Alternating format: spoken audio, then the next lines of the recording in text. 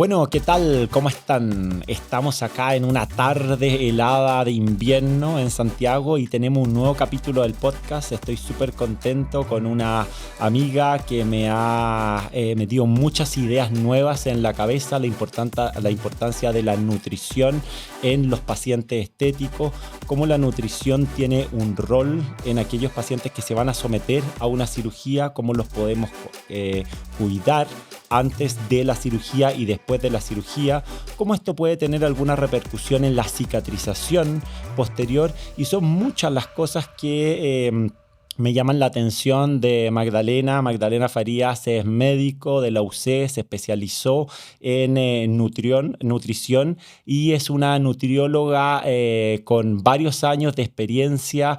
Ya tiene su clínica privada y atiende a pacientes, especializada en temas de metabolismo, de antienvejecimiento y longevidad. Así que, Maida, un gusto tenerte acá, qué entretenido poder conversar y empezar a trabajar un poquitito este tema de la salud metabólica. Cuéntame, ¿cómo te metiste en este mundo? ¿Por qué te interesa tanto? ¿Y por qué hoy día esto de la longevidad se está poniendo de moda y todos estamos hablando y preocupándonos?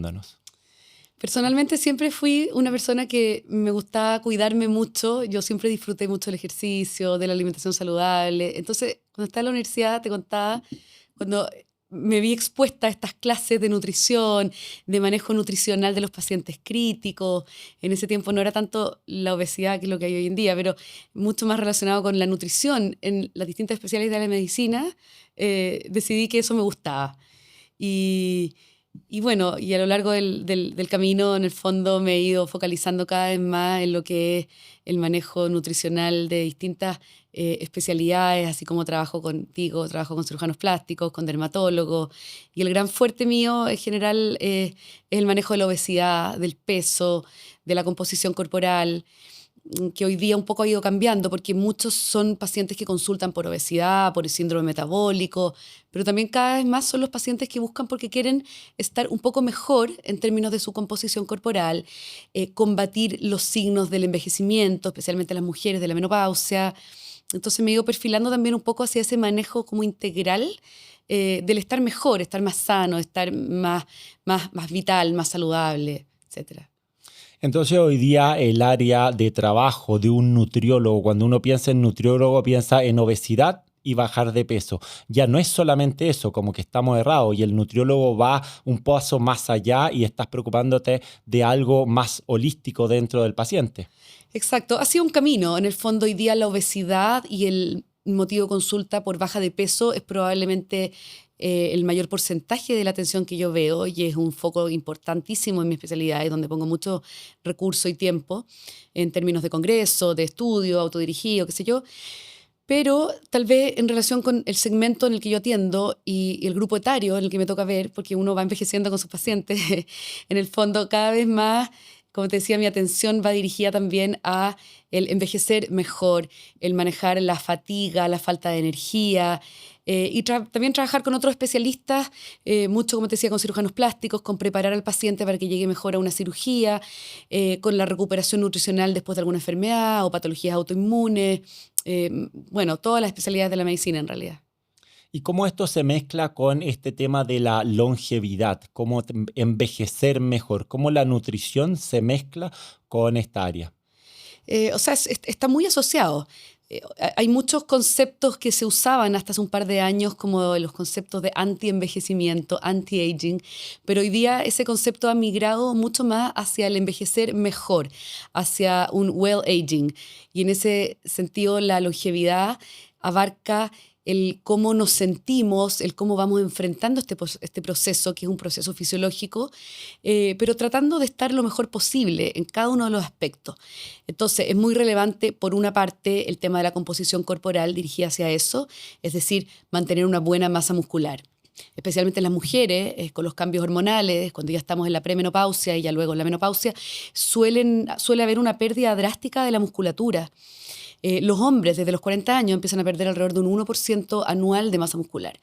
Entonces se ha visto que en la medida en que tú logras llegar con mejor masa muscular a etapas más avanzadas de la vida, eso garantiza más independencia, mejor calidad de vida, eres capaz de poder agacharte, estar en 4 patas con tus nietos, tener mucha más independencia y en el fondo funcionar mejor. Y hoy día que nosotros vivimos hasta los 90 años, el llegar con mejor masa muscular a esa etapa de la vida es súper importante. Y así también hay otros pilares. Tenemos por un lado el tema de la masa muscular, por otro tema el de la inflamación, por otro tema el cuento más hormonal, el tema de salud mental, el tema más psicosocial, de cómo el tener contacto con otras personas también nos nutre y nos permite mantener el cerebro en una sintonía que hace que las personas tengan menos demencia, mayor conexión. Y así, no sé si quieres ir abordando los temas de uno, pero en el fondo hay mucho que hablar en términos de la longevidad. Y además de eso, tenemos nosotros el tema de la cicatrización y eso me concierne a mí y a mis pacientes, que yo voy a hacer una cirugía, voy a ir a trabajar sobre la piel de los párpados de esos pacientes, sobre los tejidos profundos y voy a tener un proceso de inflamación que yo infrinjo al paciente y voy a tener un proceso de desinflamación y de cicatrización que lo que hemos ido aprendiendo es que la calidad de los tejidos, la preparación de los tejidos y cómo yo preparo ese terreno para sembrar en una tierra fértil es mucho mejor cuando me preocupo de mi nutrición y de renunciar a ciertas cosas que me van a alterar los procesos de cicatrización y de inflamación. Cuéntame cómo funciona eso desde el punto de vista de la nutrición.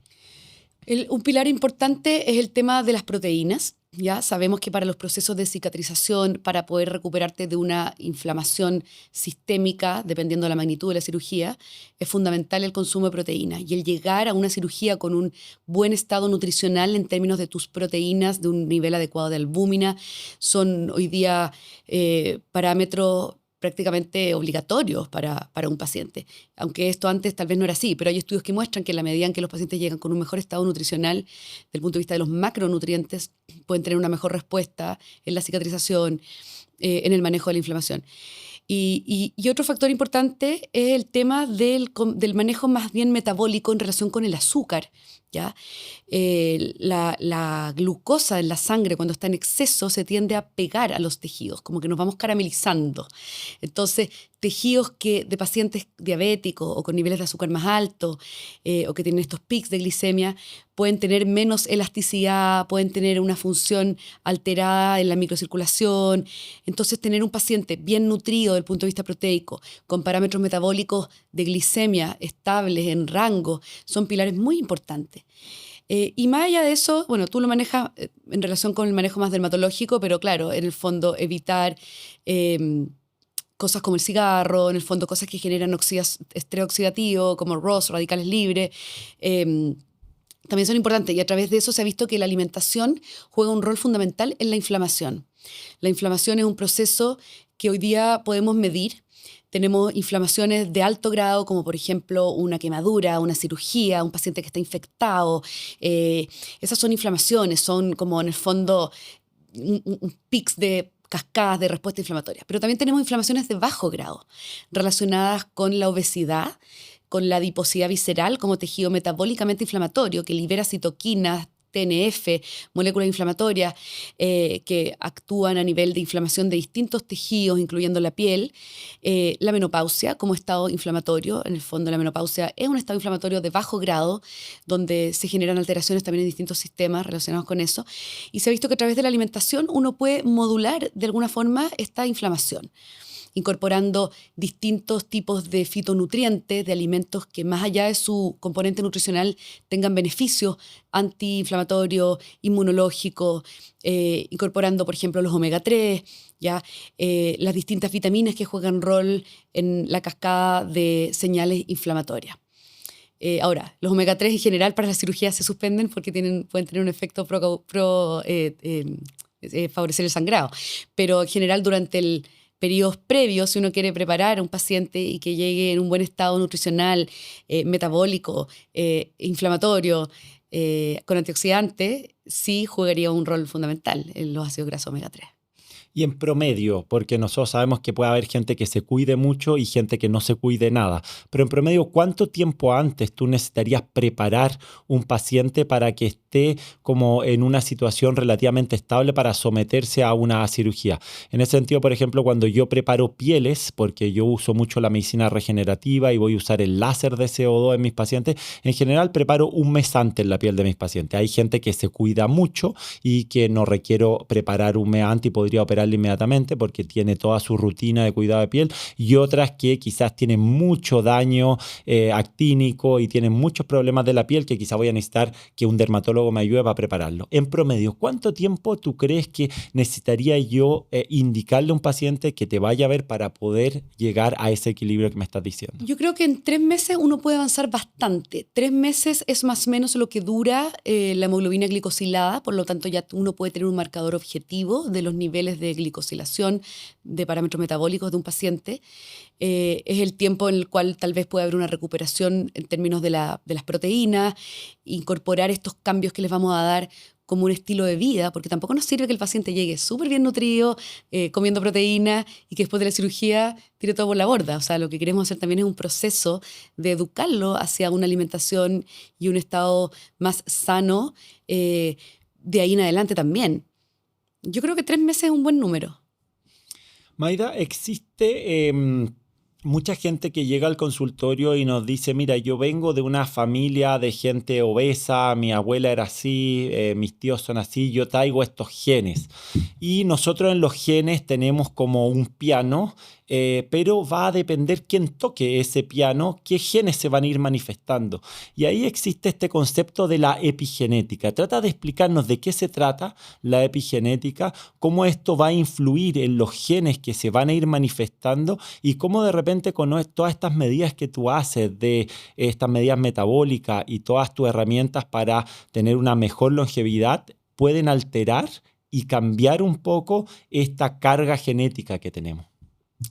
Por ejemplo, hay patologías como la obesidad, donde la carga genética es muy relevante. Ya, la heredabilidad de la obesidad es del orden del 70%. Pero yo entiendo que en procesos de envejecimiento, lo que es el aging de la piel, el cómo uno envejece, la genética da cuenta solo del 20%. El otro 80% depende del estilo de vida y por ende de la epigenética. Entonces la epigenética son finalmente esos factores del estilo de vida que van a permitir modular qué genes se expresan y qué genes no se expresan. Y esto se relaciona con procesos de metilación del ADN. Hay zonas del ADN que se hipometilan, otras se hipermetilan, y eso va a permitir estabilidad del genoma, va a permitir definir qué genes se expresan y qué genes no, y por otra parte, muy importante, la identidad de las células. Porque en los procesos de envejecimiento las células van perdiendo la identidad. Con estos procesos epigenéticos finalmente puede ser que esta célula se confunda y no tenga claro cuál es su rol en la piel, en el distinto tejido donde esta célula se encuentra. Entonces, conservando factores epigenéticos positivos, uno puede lograr que nuestra célula, que nuestro ADN llegue en mejores condiciones al envejecimiento. Y ahí hay muchos factores. Por ejemplo, tenemos por un lado la alimentación, la exposición antioxidante. Ya a los dermatólogos les gusta el concepto de exposoma, la exposición a los antioxidantes, a los excesos de cargas de glucosa, van a generar cambios a nivel del ADN. Por otro lado, la exposición a la radiación UV genera un daño directo en el ADN, alterando cómo esta célula va a permitir después generar sus proteínas y sus funciones en relación con esta alteración que se genera. El cigarro, por ejemplo, también genera cambios epigenéticos. La actividad física, el hecho de hacer ejercicio genera señales a nivel muscular que tienen beneficio protector a nivel del cerebro, de distintos tejidos relacionados con mecanismos epigenéticos. Y así, finalmente, la epigenética es como, por así decirlo, el tocadiscos del CD, que sería los genes. Entonces este tocadisco elige qué canciones tocar. Entonces, en la medida en que nosotros logramos modular nuestra epigenética hacia un ambiente más favorecedor, más saludable, podemos gozar de un cuerpo que se mantenga haciendo funciones biológicas lo más parecido a lo que eran en la etapa de edades más tempranas. Y esto, Maida, según lo que he visto en tus redes sociales, que siempre estás como promoviendo la vida saludable en la rutina del día a día, está más relacionado que con cortos periodos de vida sana, sino traspasarlo a una rutina diaria de todo el tiempo estar tomando las mejores conductas. Y estas mejores conductas no solamente son nutricionales, también están relacionados con la forma como dormimos, la forma como manejamos el estrés y qué otras cosas son las que una persona que dice, ok, quiero hacer un cambio en mi vida, quiero tratar de cambiar un poco la epigenética, ¿dónde tendría que empezar a enfocarse? A ver, tú dijiste muy bien lo que es el manejo del sueño y el manejo del estrés, ¿ya? Porque claro, el mal dormir, el cortisol también altera nuestra epigenética. Pero el tema, en términos de la alimentación, como en términos generales, lo que se ha visto es que algo que es indiscutible es la disminución al máximo de los alimentos ultraprocesados.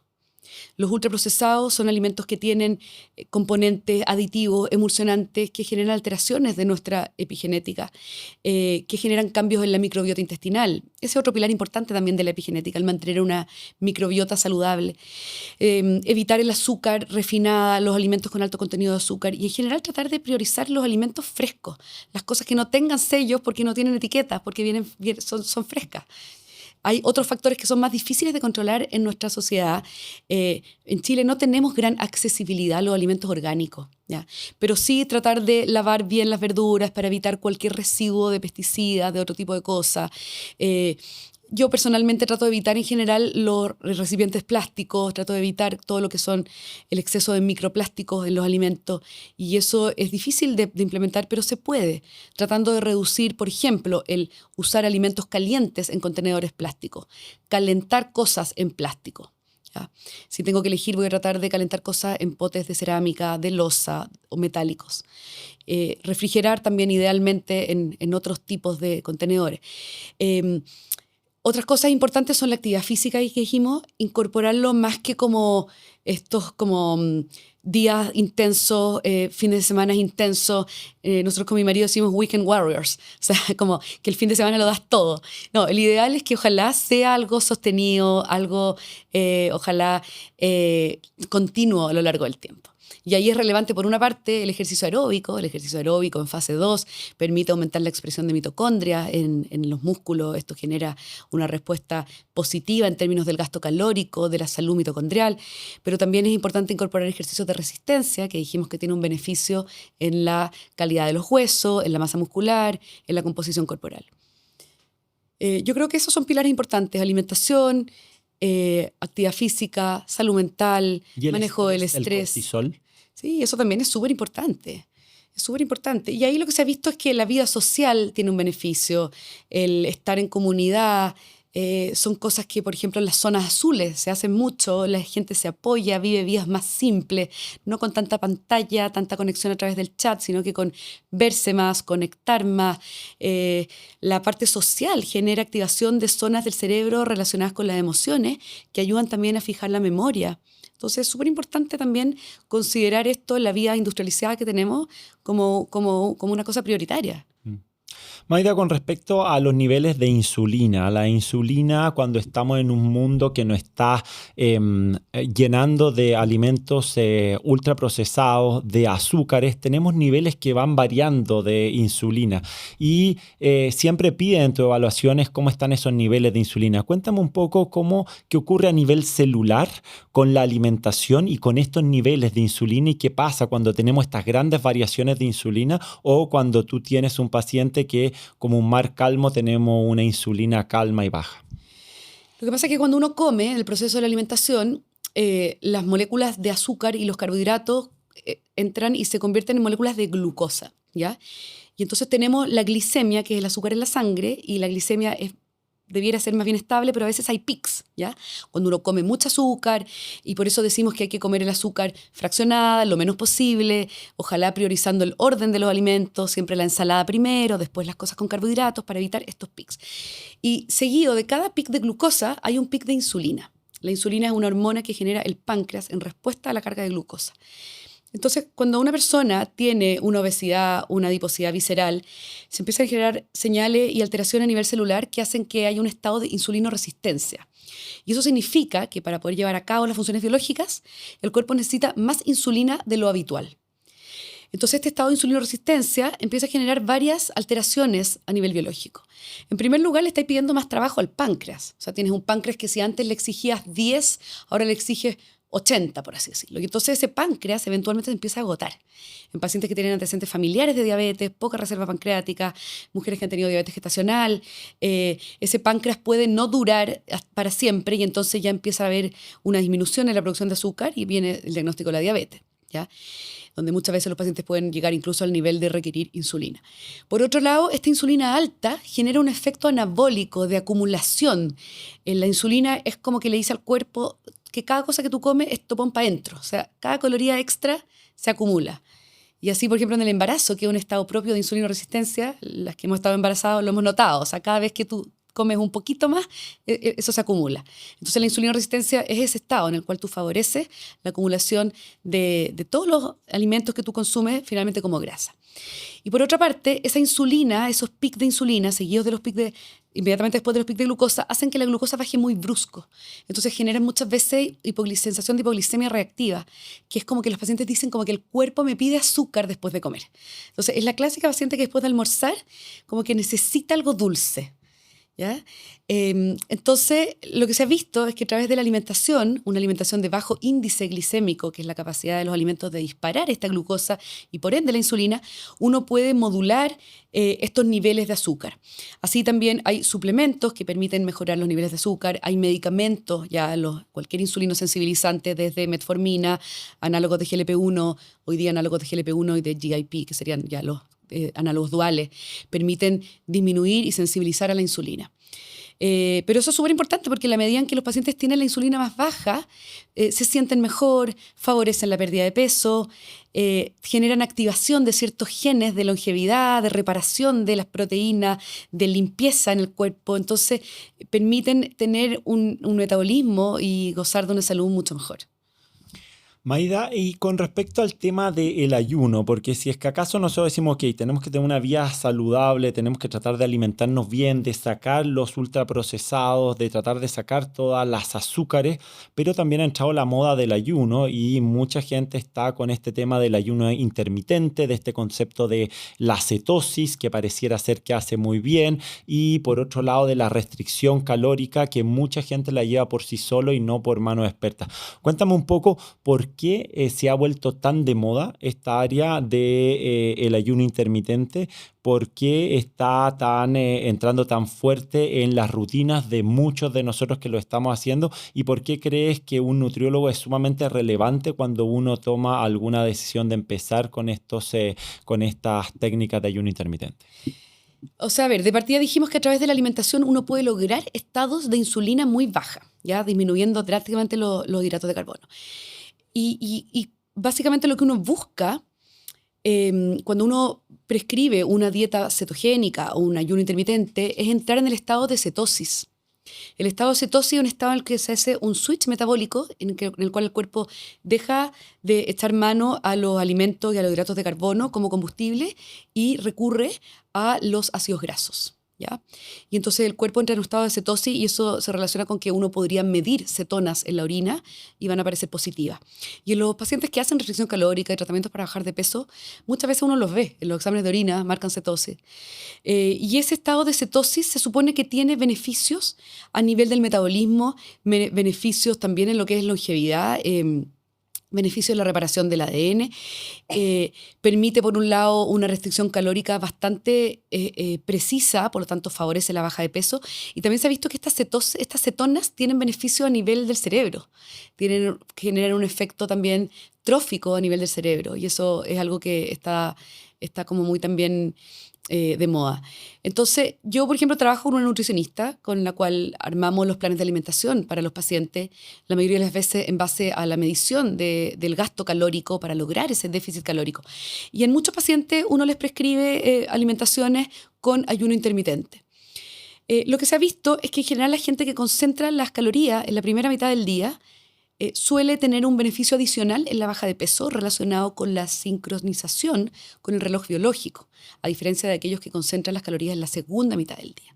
Entonces, pareciera ser que el ayuno intermitente, en el cual la ventana de alimentación es más temprano y los pacientes se saltan la comida de la noche o la cena, es incluso mejor. Pero eso es muy difícil de hacer, porque en Chile nos gusta salir a comer y uno tiene vida social. Pero de todas maneras, ambas formas son positivas y son posibles de aplicar. Pero sí es importante que esto sea prescrito y supervisado por un profesional. Porque muchas veces cuando las cosas se ponen de moda, el tema del 16-8, los pacientes se enfocan en hacer 16-8 y llegar a la hora 16 y qué sé yo. Y no necesariamente se preocupan de qué están comiendo en la ventana de alimentación. Y tan importante como alcanzar la hora de ayuno es ver qué es lo que vas a comer durante la ventana de alimentación. Es fundamental alcanzar los requerimientos de proteína, si no los pacientes pueden perder mucha masa muscular. Es fundamental decidir con qué vas a romper ese ayuno. El ideal es que sean con cosas que no tengan carbohidratos refinados, que no sean cosas que generen estos pics de glucosa, porque si no, en el fondo estás avanzando por un lado, pero deteriorando el cuerpo por otra. Entonces es importante que se haga supervisado por un profesional. Hay algunos pacientes que no pueden hacer ayuno intermitente. Las embarazadas, por supuesto. Se ha visto que las mujeres tenemos peor tolerancia al ayuno intermitente, tenemos mayor incidencia de cefalea, especialmente en algunos días de nuestro ciclo menstrual, específicamente en la fase lútea, que es cuando los estrógenos están un poquito más bajos y hay más progesterona y uno suele tener más antojos por carbohidratos o por comer un poco más, es más difícil. Pero es una herramienta súper válida. Nosotros la consideramos como de prescripción médica para trabajar con un equipo de profesionales, que sí, que muchos pacientes la pueden explorar. Y el ayuno intermitente no solamente va a servir para aquellos pacientes que quieren hacer una restricción calórica y quieren bajar de peso, sino para gente que está en su peso, que está bien, pero que le hace bien la cetosis, ¿no? Y en ese sentido también sería importante porque ese paciente que está en el peso que debe estar se puede desnutrir si es que hace mal esos periodos de ayuno intermitente.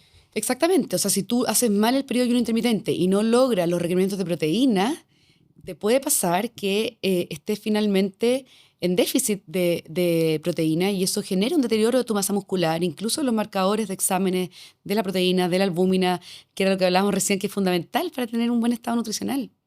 Y lo otro también, Benja, es que el ayuno de 16-8 está definido de esa forma para poder realizar estudios clínicos. Sabemos que en los estudios clínicos es fundamental poder estandarizar las recomendaciones. Pero no quiere decir que hacer menos de 16 horas no sea positivo. Por ejemplo, yo los fines de semana trato de hacer 12. Ya, en la semana me es imposible. Pero los fines de semana trato de hacer 12 horas de ayuno. Yo digo, bueno, tiene un beneficio entre hacer 11 y hacer 12, mejor hacer 12. ¿Ya? No llego a las 16, me cuesta mucho. Pero en el fondo, si alguien quiere iniciar un ayuno, puede partir prolongando las horas de sueño y tomar el desayuno un poco más tarde o adelantar la hora de comida a la hora en que ya se oscurece, que es de esta época del año, eso de las 6:30, 7 de la tarde.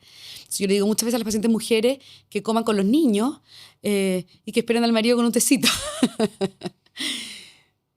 Maida, cuéntame un poco, yo pensaba esto ayer cuando te lo iba a preguntar y pensaba en estos autos híbridos que hay, que algún momento usan la electricidad, que sería la glucosa, lo que usamos normalmente, y de repente los cuerpos cetónicos, que sería la parte de la gasolina y es híbrido. Cuéntame, ¿cuáles serían los beneficios de usar cuerpos cetónicos para adquirir energía versus la glucosa? ¿Y por qué sería bueno el estar en estado de cetosis para el cuerpo humano? Yo creo que se relaciona con lo que hablábamos de la reparación de los tejidos. El estado de cetosis es un estado en el cual tú estás consumiendo gran cantidad de ácidos grasos como combustible. Eso permite favorecer la baja de peso y también el funcionamiento del cerebro. Es importante que los pacientes de alguna manera vean cómo se sienten, ¿ya? Porque hay pacientes que se sienten muy bien cuando están en ayuno, cuando están en estado de cetosis. Pero hay otros pacientes que necesitan los hidratos de carbono y tomar un desayuno. Pero sí pareciera tener beneficio en términos del funcionamiento, en términos de deshacerse de células senescentes que quedan como dando vuelta, en términos de la autofagia, de esta limpieza.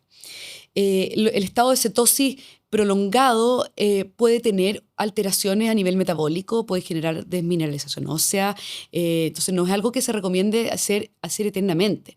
Y lo otro es que no siempre es tan fácil llegar al estado de cetosis. O sea, las dietas cetogénicas estrictas están hechas con menos de 50, 20 gramos de hidrato de carbono al día.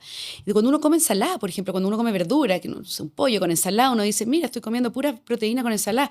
Igual los hidratos de carbono tienen, o sea, las ensaladas tienen hidratos de carbono. Entonces no es tan fácil como uno piensa, ¿ya? Yo no lo aplico, pero hay algunos profesionales que miden cetonas en orina. Como yo te decía, a veces aparecen en los exámenes de orina, especialmente en pacientes bariátricos que están haciendo mucha restricción calórica. Eso. Cuéntame, ¿y la dieta cetogénica, en qué tipo de pacientes la indica y cuándo la utiliza en tu práctica clínica? Yo la indico por periodos cortos en una paciente que está estable en el peso sin lograr bajar, que alcanza un estancamiento y que uno necesita como de alguna manera resetear ese metabolismo. Entonces ahí yo les digo, ok, dieta cetogénica, 2 semanas, por ejemplo. Y después ir incorporando de a poco algunos hidratos de carbono o mantener el ayuno, pero siempre en conjunto con una nutricionista. Y siempre en el contexto de a qué se dedica ese paciente. En el fondo Sí, por tenemos una supuesto. paciente, en qué ciclo está de su periodo femenino y qué es lo que hace, porque todas esas variables van a influir en qué cantidad de energía necesita y cómo tú lo vas moldeando. Sí. Maida, cuéntame un poquito sobre este tema de intestino. Hablaba de la importancia de la microbiota, eso se ha tomado mucha fuerza y el intestino y esta relación del intestino y cerebro, y se habla de cómo existe una propensión a la inflamación crónica cuando no cuidamos nuestro intestino. ¿Qué significa clínicamente tener una microbiota saludable y por qué está tan fuerte ese tema hoy día? Voy a ir un paso más allá, más atrás. Las alteraciones del tránsito intestinal, el disconfort abdominal, la sensación de hinchazón, de inflamación que dicen los pacientes es tremendamente común. Alrededor del 80% de las personas padecen en algún minuto alteraciones del tránsito intestinal. Y muchas de estas alteraciones tienen que ver con las deposiciones, con la constipación. Y se ha visto que a través de una mejora o de mantener una microbiota saludable, las personas pueden regular muchos de estos síntomas. Entonces, la microbiota es así como una huella digital, es algo que viene desde que nosotros nacemos con un intestino básicamente estéril, pero a través de la lactancia materna, de los primeros años de vida, cuando los niños tú ves que recogen las cosas del suelo, ya toda esa microbiota se va poblando y es bastante estable a lo largo de la vida. Pareciera ser que hay un componente también ahí genético importante que a lo mejor tiene que ver más con el traspaso de las mismas bacterias de nuestros padres. Incluso después de tomar antibióticos se ha visto que la microbiota vuelve a ser como era antes la mayoría de las veces. Entonces, el mantener una buena microbiota permite que este intestino, como epitelio, como siendo la primera puerta de contacto con el exterior, porque nosotros comemos cosas que vienen cargadas de cosas y el intestino es lo que de alguna manera conecta con el exterior. Y por eso es que a nivel de intestino hay tantas ramas de tejidos inmunológicos. Nuestro cuerpo de alguna manera establece el cómo funcionamos en términos de este sistema inmune.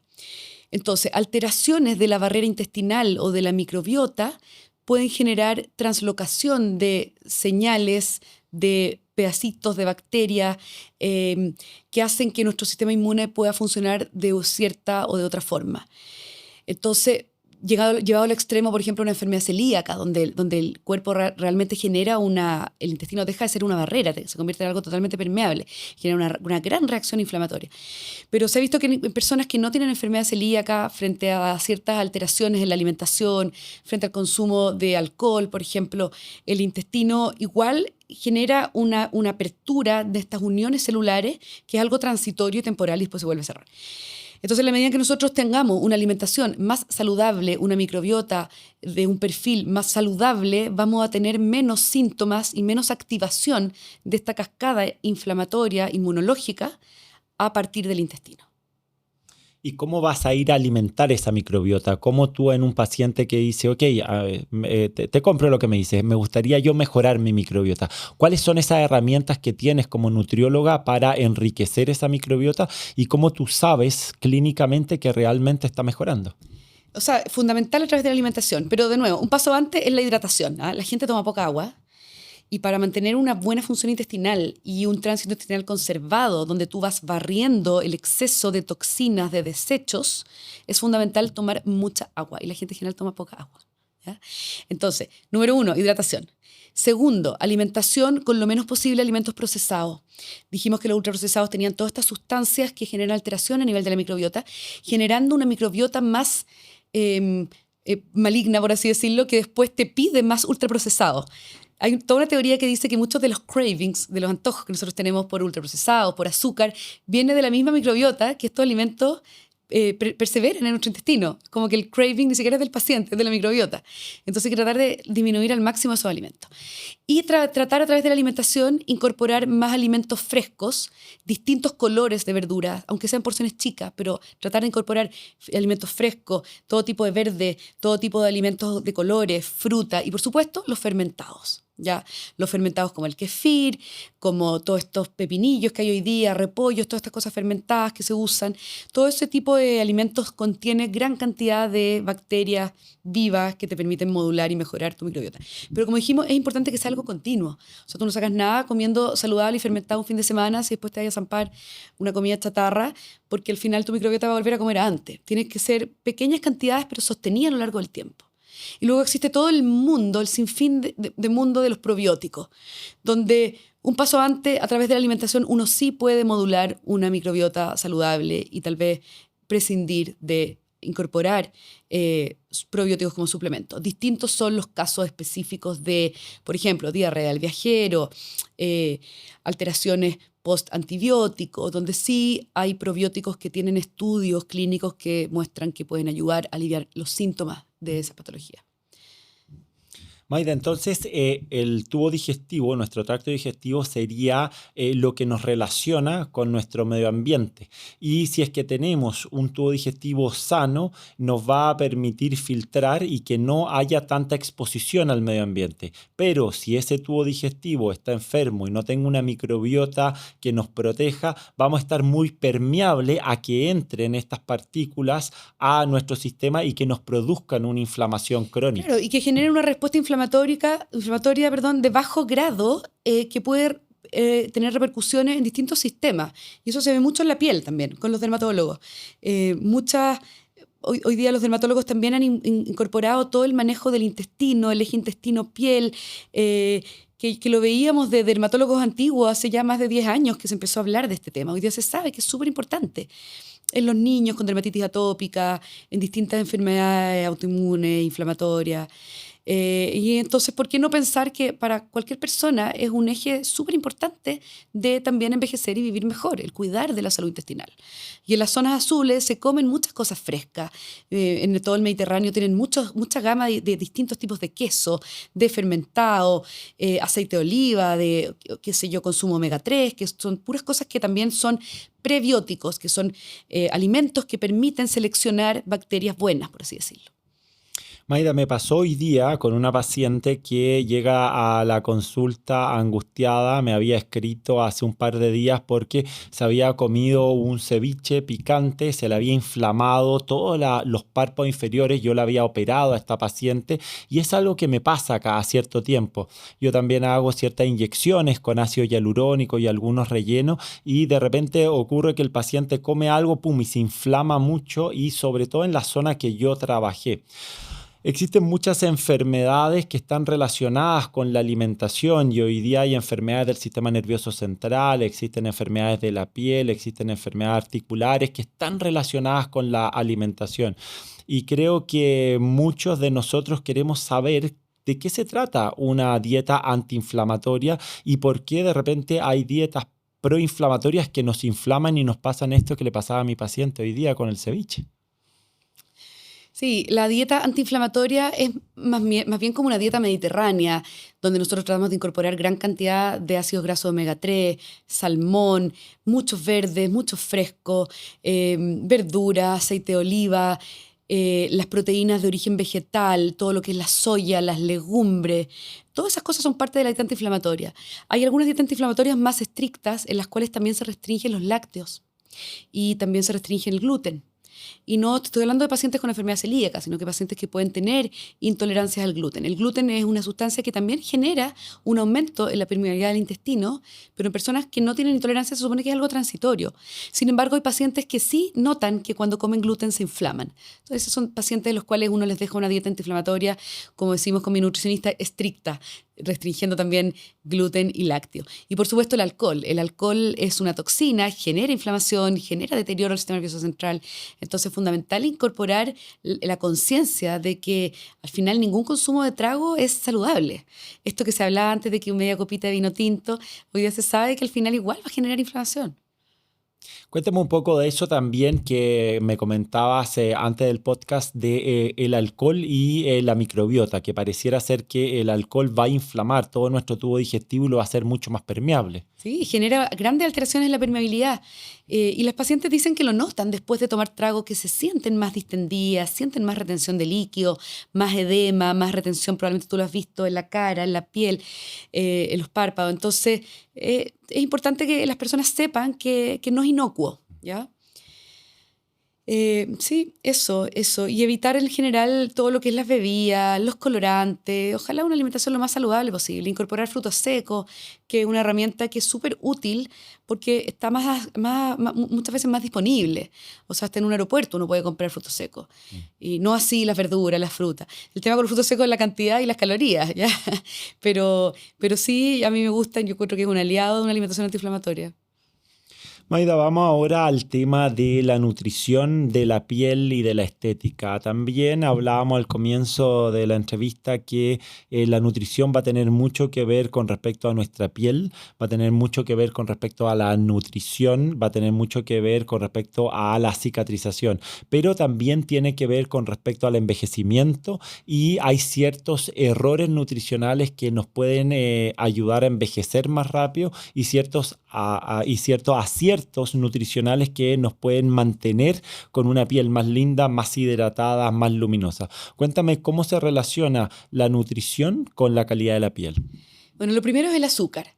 O sea, así como la hemoglobina glicosilada se va glicosilando para que la podamos medir, sabemos que los órganos también se van glicosilando y así también el colágeno. Entonces, la piel de las personas que tienen diabetes o de las personas que consumen mucho azúcar tiene un aspecto distinto, un poco más acartonado, un poco más oscura a veces, llegando también al extremo de las personas con insulinoresistencia, que se activan factores de crecimiento, que hacen que se generen acantosis, más pigmento, a veces en los pliegues. Entonces, toda la parte metabólica relacionada con lo que es el metabolismo del azúcar, insulina, es un pilar importante. Otro pilar importante es mantener lo que hablábamos recién de la microbiota. O sea, en la medida en que tenemos un intestino saludable, vamos a tener menos activación de toda esta cascada inflamatoria y eso puede favorecer la disminución de enfermedades inflamatorias con estos flash como la rosácea, etc. Por otra parte, el mantener una buena masa muscular y una buena ingesta de proteínas hace que el aspecto muchas veces de la piel, de los brazos, qué sé yo, se vean como con menos flacidez porque hay más relleno muscular, entonces tiene un aspecto también más estético. Y lo otro importante es todo lo que es la alimentación antiinflamatoria desde el punto de vista del consumo de omega 3, de antioxidantes, de fitonutrientes, de todos estos alimentos que van a entregar distintas vitaminas para mejorar la calidad, la luminosidad de la piel. Así como nos ponemos vitaminas tópicas, también las vitaminas por dentro llegan a los tejidos y generan un efecto en disminuir los radicales libres, la inflamación y mejorar la calidad de la piel. Me pasa en muchos pacientes que dicen que van perdiendo el volumen facial, se van hundiendo y, por ejemplo, las fosas temporales se van notando más en la medida que van perdiendo grasa o se va produciendo un derretimiento facial porque se va perdiendo el colágeno, se va perdiendo la elastina, pero también vamos perdiendo los paquetes grasos faciales. Y en ese sentido también la alimentación, cuando restringimos mucho las calorías, nos hace emaciarnos. Cuéntanos cómo funciona ese equilibrio entre querer bajar de peso y estar muy fit y muy flaco, pero por otro lado ir perdiendo el volumen de nuestra estructura facial. Yo creo que ahí es fundamental evitar los sube y baja de peso. Y es un poco lo que pasa inevitablemente en los embarazos. Cuando las personas pierden peso, también pierden volumen facial porque pierden este componente, de estos depósitos de grasita. Entonces yo en general recomiendo que las personas ojalá eviten esto sube y baja de peso. Y sí, en personas delgadas que quieren tener porcentajes de grasa bajo, que quieren tener una buena masa muscular y estar un poco al límite ahí del déficit calórico, es un gran desafío, donde al final vamos a echar mano a todos los tratamientos que tú realizas, donde a través de los diferentes planos vamos trabajando la voluminización de la piel. Y otro aspecto importante ahí es la parte ósea y la parte de los tejidos también relacionadas con la menopausia. Porque hoy día lo que nosotros queremos como médicos es que nuestros pacientes hagan una transición lo menos notoria posible, como para que el cuerpo, ojalá casi que no se entere que están entrando a la menopausia. Entonces ya no es esta cosa de que cuando ya se diagnostica la menopausia y están los bochornos y está la osteoporosis, y ahí recién empezamos con la terapia hormonal. Ahora, en conjunto con los ginecólogos, tratamos de que la transición sea mucho menos notoria para evitar ese deterioro óseo que se genera en el cuerpo de las mujeres. Y para eso hay que hacer un manejo multidisciplinario, donde tengamos claridad en los síntomas, en la edad biológica de la paciente, en las hormonas, y a través de la terapia hormonal poder favorecer que las mujeres no se deterioren de forma tan temprana en todo lo que es la parte ósea relacionada con los estrógenos. Maida, respecto al tema de la obesidad, me decías que el 70% de la obesidad está relacionada con una carga genética y sería solamente un 30% de la epigenética. Esto es una pandemia que crece, cada vez estamos consumiendo más productos ultraprocesados a nivel de sociedad, cada vez nos asemejamos más a la sociedad norteamericana que se alimenta peor y peor y me cuentas que esta es el área que también maneja súper bien. Cuéntame un poco desde la medicina moderna cómo se está viendo la obesidad y dónde estás poniendo el foco, los ojos de los nutriólogos en la obesidad hoy día aquí. O sea, la obesidad claramente es una enfermedad crónica cuyas prevalencias vienen en aumento y alcanzando cifras realmente impresionantes. En Chile, uno de cada 4 personas apenas tiene un peso en un rango normal, dejando 3 de cada 4 con exceso de peso, ya sea sobrepeso o obesidad. En niños, alrededor del 50% también tiene exceso de peso. Entonces es tremendo.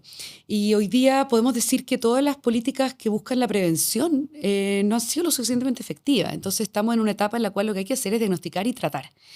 Y frente a eso, la base del manejo siempre va a ir a los cambios de estilo de vida, que finalmente son los factores que hacen que esta genética obesogénica termine expresándose.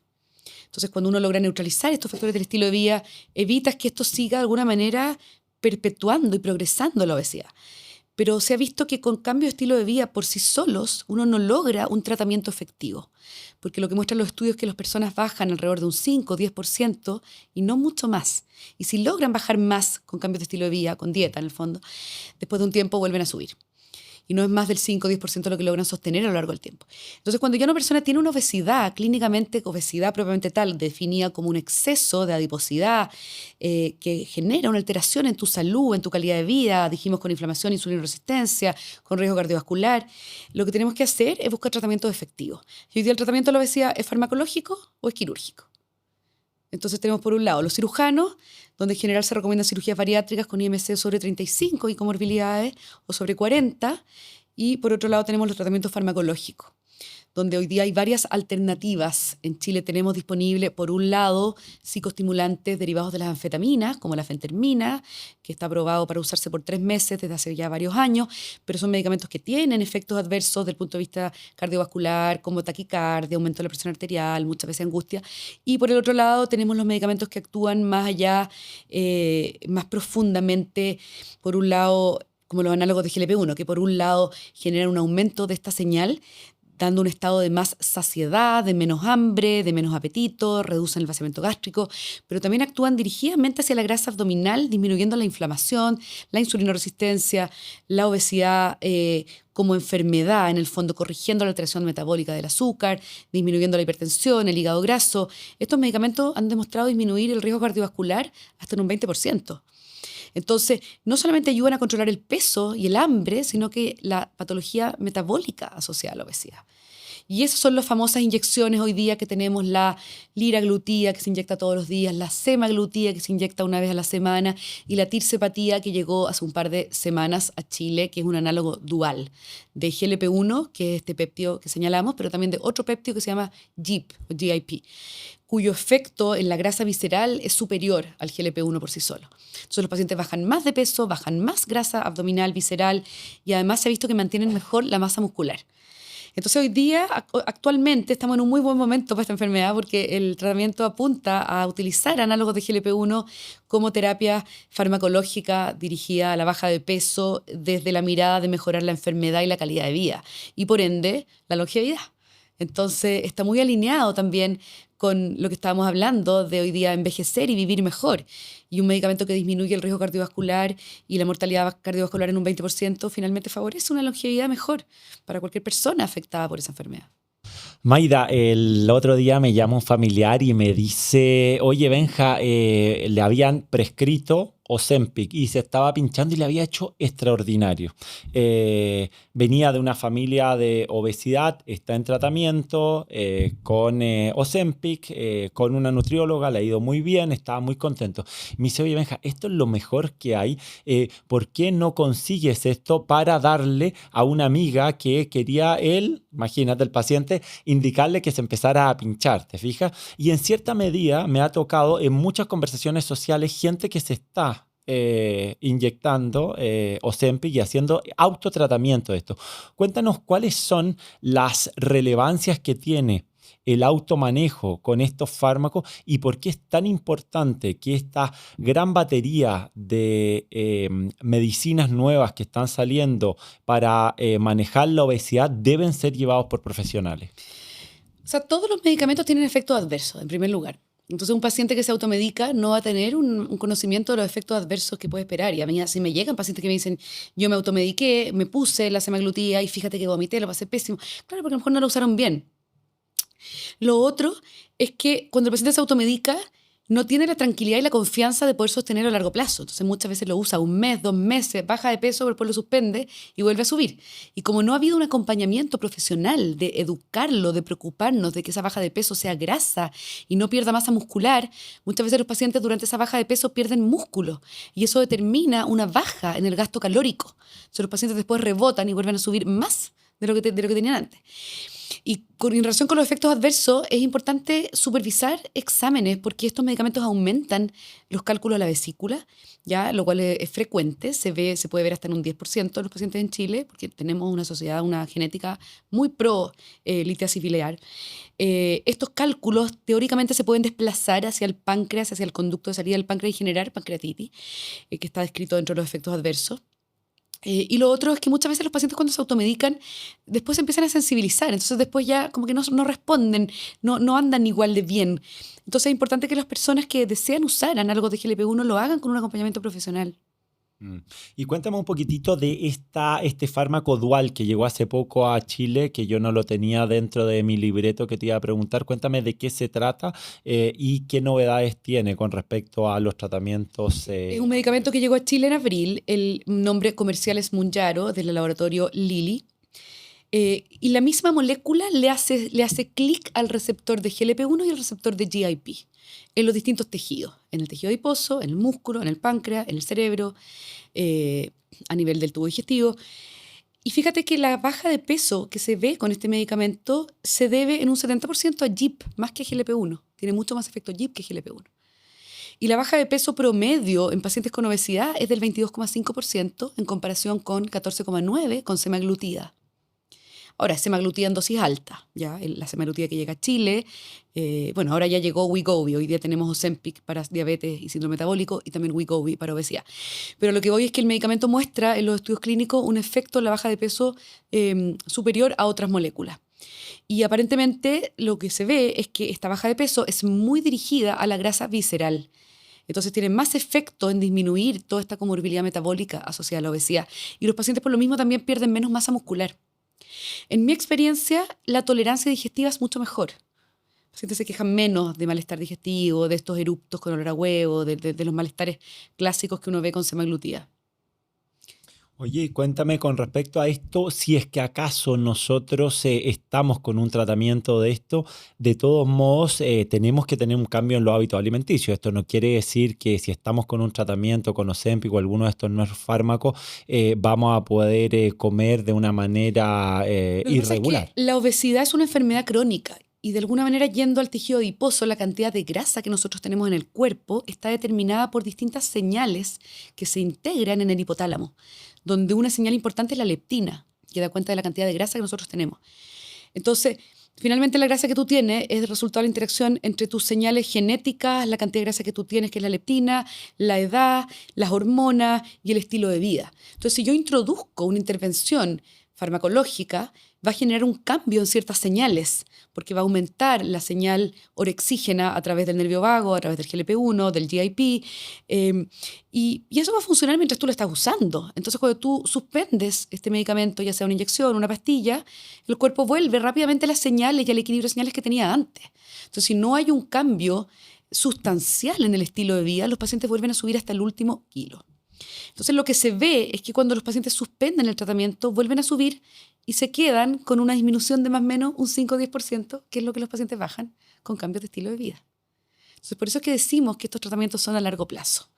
Ahora, no quiere decir que tú, si bajaste, por ejemplo, con semaglutida 1 miligramo, 1,5, o con tirzepatía 5 miligramos, 10 miligramos, va a tener que sostener eternamente esa dosis. Esto está todavía ongoing, están saliendo estudios donde nosotros, los médicos, estamos buscando cuáles son las mejores fórmulas de poder mantener la pérdida de peso en los pacientes. Lo que se ha visto en las publicaciones es que hay experiencia con uso de dosis más bajas, de dosis intermitentes, intercaladas, por ejemplo, semana por medio, y pareciera ser que son bastante efectivas para mantener este peso perdido, al menos la mayor parte de este peso perdido. Ahora, recientemente en el Congreso Europeo de Obesidad se mostró un estudio en el cual los pacientes bajaron con Mounjaro y luego se les dejó un análogo de GLP-1 oral y lograron sostener más o menos el 80% del peso perdido con un medicamento que es menos invasivo, ¿ya? Al ser oral, no requiere ayuno, es más fácil, pensemos que es más económico. Entonces, es importante que los pacientes sepan que cuando ellos bajan de peso con estas terapias, requieren un manejo médico profesional de cómo sostener este peso perdido, con alguien que sepa y que tenga experiencia en cómo hacerlo, porque si no es muy frustrante. Pacientes que se han gastado millones en cuanto a dinero, a tiempo, a esfuerzo, a recursos, y que después suspenden los tratamientos y vuelven a subir. Es muy triste y muy frustrante.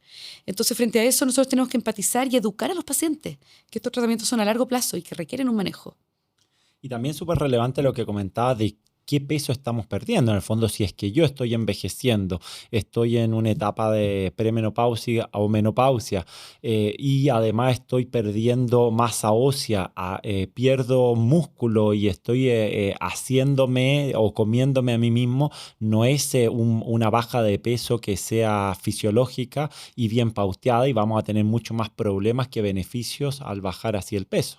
Exacto. Por eso es tan importante que al final estos medicamentos sean prescritos en un escenario clínico con profesionales que permitan supervisar esa baja de peso para asegurarnos de que lo que bajen los pacientes sea grasa y no pierdan o pierdan lo mínimo de masa muscular. Y para eso se requiere, por un lado, alcanzar los requerimientos de proteína, por otro lado, planificar una buena suplementación, el rol de la creatina, por otra parte, la actividad física de fuerza, al fallo muscular, con carga en aumento, bien planificado. Entonces requiere un manejo profesional, dedicar suficiente tiempo y recursos para hacerlo bien. Maida, hace algún tiempo cumplí 44 y me saqué la edad fenotípica y en edad fenotípica estaba en 36. ¿Qué significa la edad fenotípica y cómo puede diferir de la edad biológica o la edad genética que tenemos? Ese es el PhenoAge, que es un score que se calcula con distintos parámetros de laboratorio. Decíamos que la epigenética se relaciona con la metilación del ADN. Hay zonas de hipometilación, zonas de hipermetilación, pero ese proceso es bastante estándar y va generando consecuencias a nivel biológico que hoy día, con la tecnología que tenemos, es predecible. Entonces existen scores que calculan esta edad biológica en base a los patrones de metilación que se pueden reflejar en los exámenes de laboratorio. Entonces, este PhenoH utiliza distintos marcadores de los exámenes de laboratorio. Por ejemplo, utiliza el volumen corpuscular medio de los glóbulos rojos en el hemograma, la distribución, el nivel de linfocitos, de leucocitos, la glicemia, la creatinina, y así, la PCR ultrasensible, grado de inflamación, y permite calcular mediante un algoritmo cuál es la edad de metilación epigenética de esta persona. Y este valor se ha visto que se correlaciona de forma más certera a la mortalidad y a las enfermedades, al riesgo cardiovascular, a la mortalidad de distintas causas, entre ellas de cáncer, de riesgo cardiovascular, a diferencia de la edad cronológica.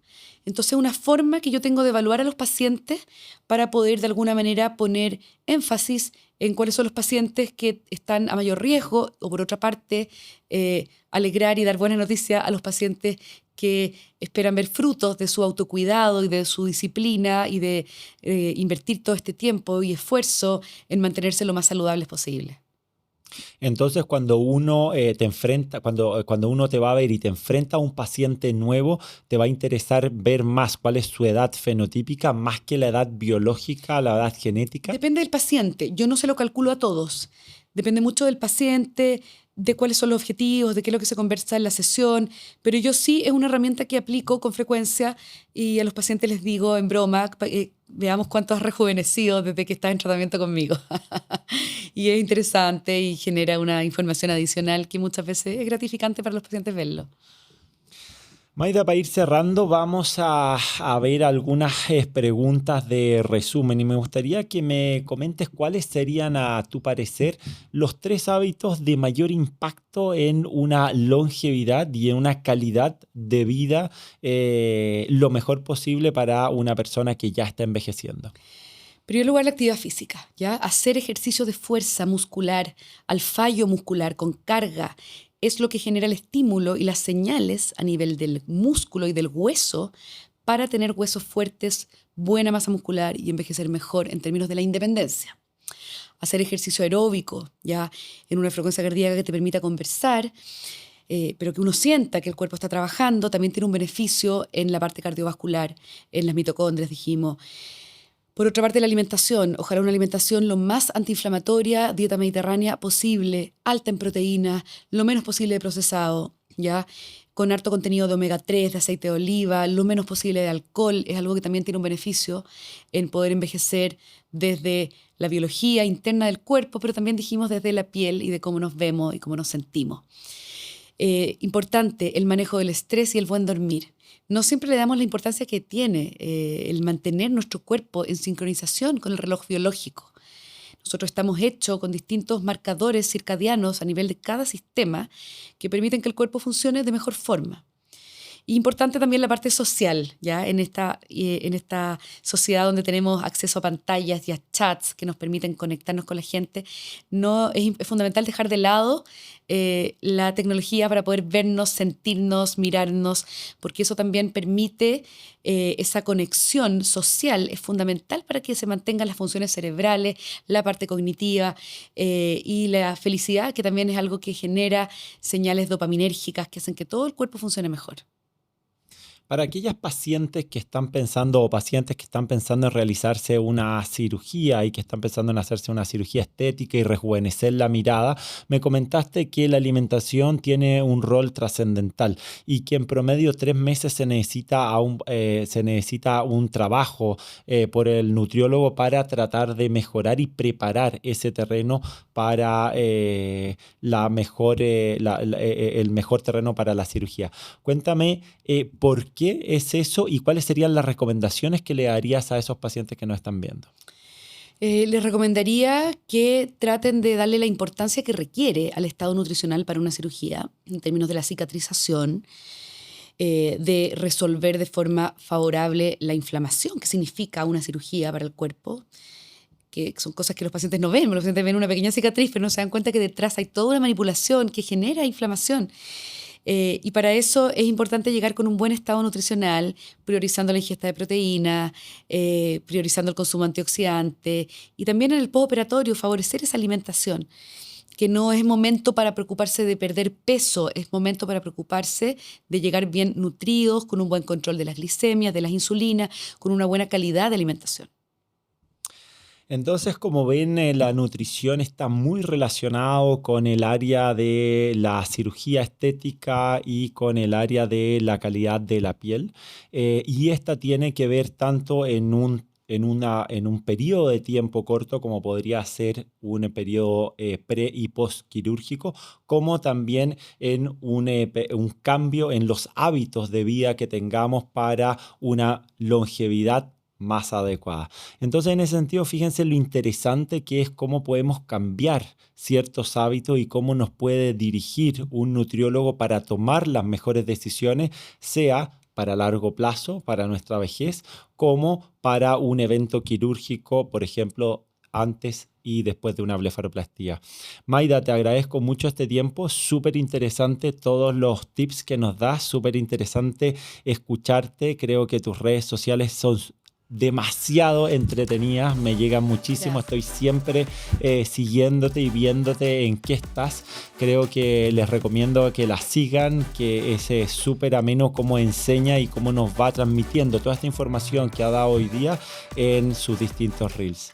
Así que muchas gracias por tu tiempo. Gracias a ti, Benja, muy entretenido. Ojalá que les haya gustado. Vamos a seguir viendo, ¿no? Un abrazo y nos vemos el próximo capítulo.